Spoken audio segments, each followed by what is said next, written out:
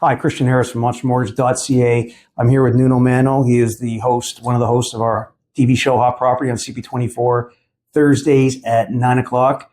Fun little fact, Nuno did his first show right here in this boardroom during COVID, one December 9th in 2021 during COVID. Yeah, right? That's correct. So that's he's come a long way.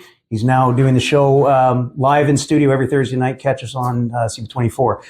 We get a lot of viewers that email in questions that don't make it to the show. So I just have a couple that I just wanted to run by you today, if you don't mind.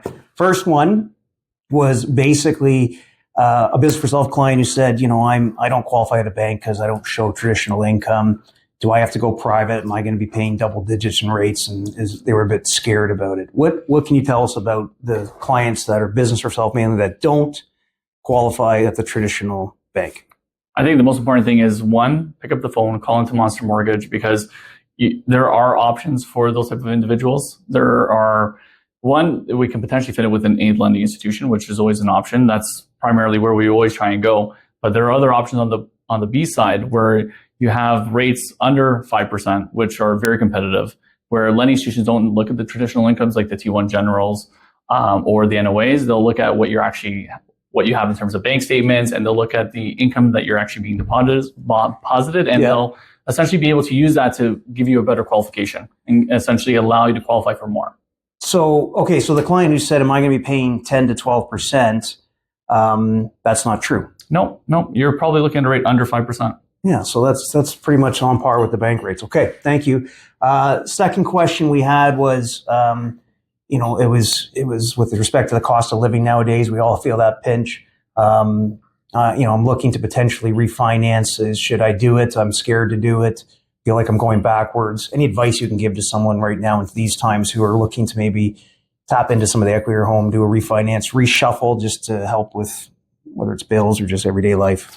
Again, if you're feeling any type of crunch, refinancing gives you the ability of potentially lowering your mortgage payments, with essentially opening up cash flow. So looking at an option like that is very important. Again, recommend calling into us, speak with one of our agents here. They'll run through the numbers, make sure, and look at your budget, and then see what is the best option for you. But if you have a whole lot of credit card debt, line of credits, the option of consolidating that is normally the best option. So definitely call in and figure out what your options are. Yeah, that's good advice. Even if you're going back a couple of years in your amortization, the difference between 25 years from now or 30 is so far down the road, but you want to look after what's important today, right? Of course. So, and you and I have young kids and programs and soccer and all that fun stuff. And the last thing is, you've probably heard this, 100 times or so. Caller said, should I be going fixed or variable? I know we get that call into our offices all the time. We get it on the show.